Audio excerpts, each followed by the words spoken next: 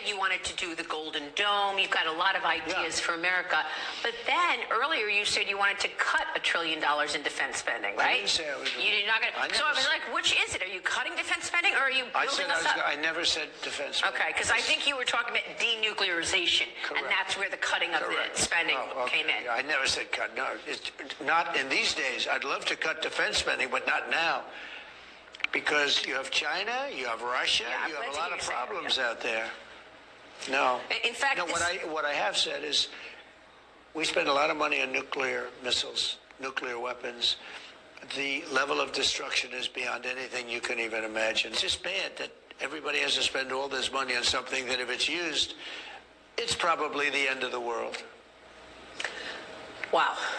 I don't know what to say to that. You know, when I listen to these climate lunatics and they talk about global warming and they say the ocean's going to rise 1/8 of an inch in the next 300 years, and and nobody ever talks about nuclear weapons or some of the other things, but the nuclear weapons in particular right now. And they talk about the climate and they talk about the dangers of the climate, but they don't talk about the dangers of a nuclear weapon, which could happen tomorrow. They say 300 years. I watched Biden for years say the existential threat. He loved the term existential threat. Our greatest existential threat is from the climate. And I said, no.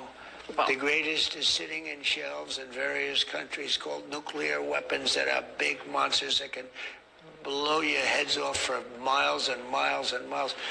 And they never mention that. And there you go. DJ Trump speaking the truth. So first and foremost, I give all praise, honor, and glory to Yahweh, Ba'ashem, Yahushai, Ba'ashem, Rokakwadash. Yahweh is who this world ignorantly calls God. Yahweh Shai is who this world ignorantly calls Jesus. Ba'ashem means in the name, Rakah means spirit, and Kodash means holy. That's on the Paleo Hebrew. Also, I'm going to give double honors to the honored bishops and apostles of Great Millstone that taught me this truth. So here you have it, straight from Trump's mouth. He essentially said, it's bad everybody has to spend money on nuclear weapons, which if used is probably the end of the world. And the fact of the matter is that that's exactly what's going to happen. Nuclear weapons are going to be used on America. And it is going to be the end of this world. Specifically, the end of Esau Edom's kingdom. Okay? So, let's just get straight into it. Revelation chapter 18 and verse 16. I'll start at verse 15. It says, the merchants of these things, which are rich by her, shall stand afar off for the fear of her torment, weeping and wailing, and saying, alas, alas, that great city, that was clothed in fine linen, and purple and scarlet, and decked with gold, and precious stones, and pearls. Right, this is going into America. Right, going into how America, is that great city, Babylon, the place that has everything. Right, these other nations have been made rich by the way of America. Right, the way they do that is by making their products over there in America for, cents, and coming over here to America and selling it for hundreds of dollars. And a perfect example is Nike shoes. Right, you can make a Nike shoe for probably less than $10, and they come over here and sell it for $100. So that's how they've been made rich. It says, they shall say, for in 1 hour so great riches is come to naught, and every shipmaster, and other company in ships, and sailors, and as many as trade by sea, stood afar off, and cried when they saw the smoke of her burning, saying, what city is like unto this great city? Right, so these other nations are going to see the burning, the destruction of this place. And they're going to be crying, they're going to be in shock, right? Because nobody believes that this place can go down. But it's going to happen, right? The Lord right now is working on the minds of these kings to go to World War III. Okay, he has them all planned out how it's going to happen.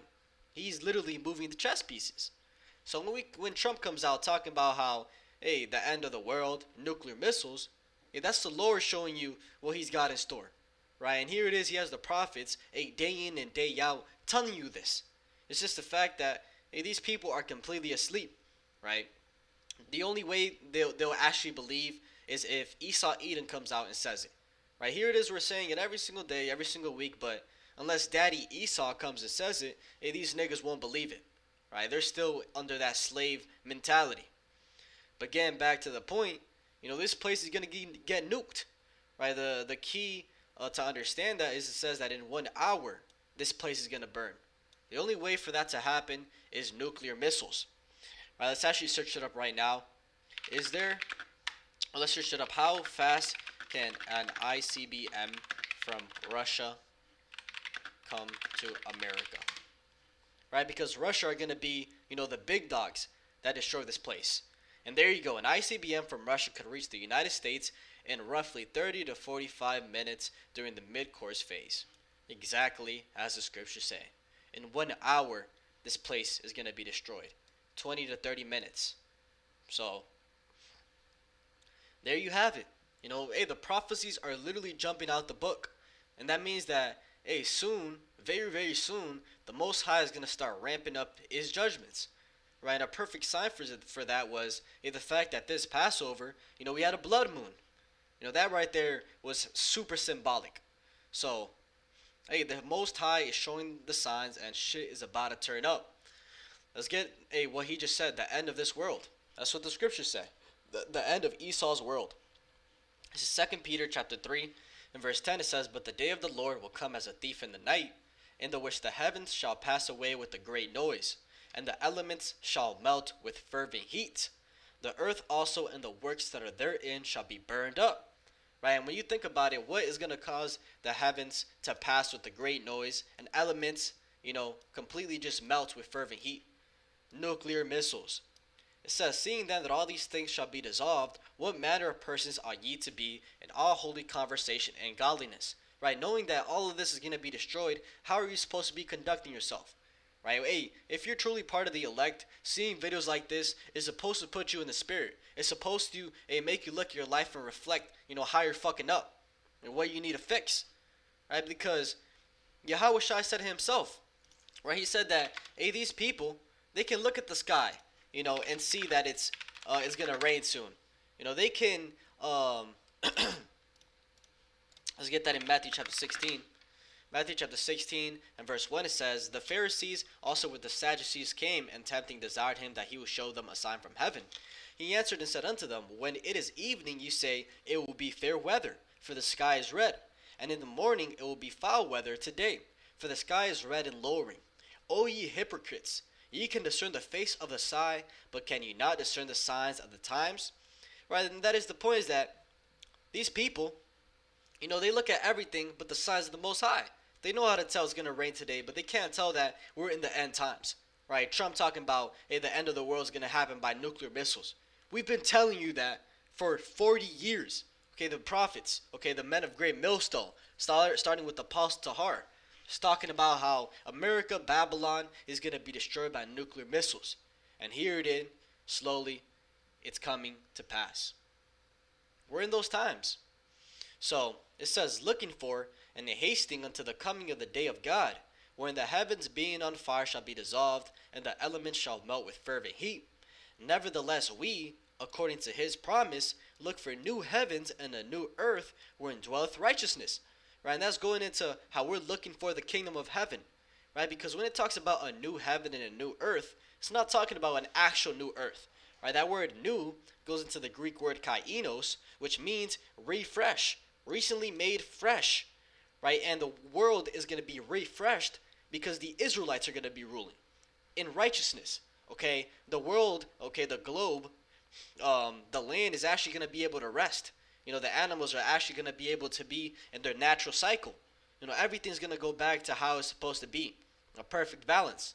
So that's the new heavens and the new earth that the scriptures talk about, the Israelites ruling.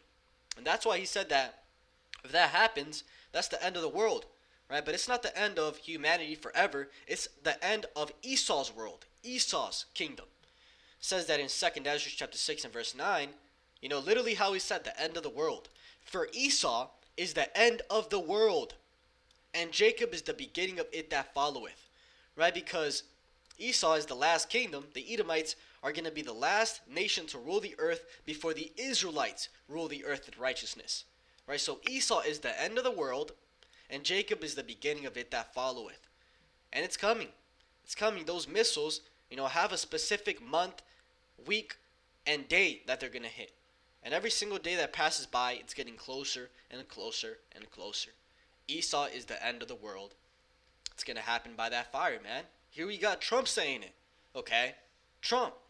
So, I also want to bring out how, at the end of the day, all of this is planned. This is all a plan of the elites, right? Because it was exposed how in this book of Salem by Salem Kerbin, written in 1980, it's called Satan's Angels Exposed.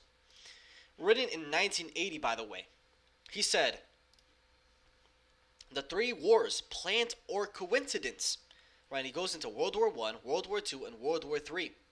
Now, when you go into World War III, this hasn't even happened yet. And this is what he said. He said, the Mazzini-Pike blueprint also called for World War III. This would begin by firing up the controversy between Judaism and the Muslim world. Okay? What are we seeing right now? What are we seeing in the world? Let's search it up right now. What are we seeing? Israel against Hamas. Israel, Palestine. That's all we've heard about. That's, the elite's plan coming to pass.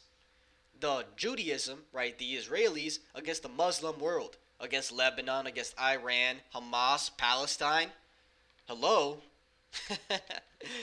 But this is all, at the end of the day, the Most High's plan. You got to always remember that. It says they hope that the Zionists and Muslims will destroy each other and bring the rest of the world into a final conflict. This Armageddon will bring complete social, political, and economic chaos. While the Illuminati secret few may fan the fires, it must be seriously questioned how much world influence this group has had in the last century. It is quite possible that these Illuminati schemes for 3 world wars are more recent inventions, both dated to give authenticity to those who seek to blame the sin and suffering of today's world on some secret few. In any event, to fill the void created by Armageddon would come a world government headed by the Illuminati. In a letter now catalogued in the British Museum in London, Pike wrote to Mazzini, then everywhere the people disillusioned with Christianity will receive the true light that will follow the destruction of Christianity and atheism, both conquered and exterminated at the same time. Right, so essentially what the Illuminati or the elites want to do is bring World War III, right? Zionists against Muslims, okay? And have all these nations join, and all these nations destroy each other. So after that destruction, that's when they come in with that new world order. And what they don't understand is that, while they're all fighting, Yahushua is going to come back. And he's going to establish his new world order, which is the Israelites ruling forever. You see, that's what they think, that's what they're not planning for. They're not planning for Yahushua to come back. Right, as it says right here, believers can look for greater persecution in the years ahead. Many Christians may become martyrs because of their testimony for, it says Jesus Christ, but Yahushua HaMashiach. Right, persecution is coming. So, Trump is just a pawn. Right, all these presidents are just a pawn in the greater scheme of things. All this, at the end of the day, is prophecy. But, what they're not planning for, like I said, is Yahushua coming back. Okay, and destroying them while they're fighting. Let's get that in 2nd Esdras, chapter 13, and verse 32. It says, "And the time shall be when these things shall come to pass, and the signs shall happen which I showed thee before, and then shall my son be declared, whom thou sawest as a man ascending. And when all the people hear his voice, every man shall in their own land leave the battle they have won against another." Right, so all these nations are going to be fighting World War III, okay? But once they see Yahushua, they're all going to get together, okay? America with Russia, right? Whatever Americans are left after those nukes. China with Israel. All these nations are going to get together to fight Yahushua. It says, "And an innumerable multitude shall be gathered together, as thou sawest them, willing to come and to overcome him by fighting. But he shall stand upon the top of the Mount Zion." Okay? He's going to be the last one standing. Okay? The king of the hill. So, Tawadi Yahweh Ba'ashem, Yahushua Ba'ashem, Rokak Wadash, for revealing this knowledge to me, this understanding. Because, this is beautiful information. This should put a light, a fire back in your spirit, seeing this. So I'll leave it at that. Hopefully this is edifying. With that, and give all praise, honor, and glory to Yahweh Ba'Shem Yahushai Ba'Shem Rokak Wadash, and double honors to the other bishops and apostles of great millstone that taught me this truth. Shalom to you, like Shalom.